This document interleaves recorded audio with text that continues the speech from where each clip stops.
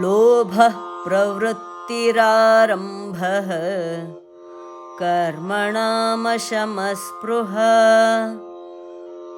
ರಜಸ್ಯೇತಾನಿ ಜಾಯಂತೆ ವಿವೃದ್ಧೇ ಭರತರ್ಷಭ.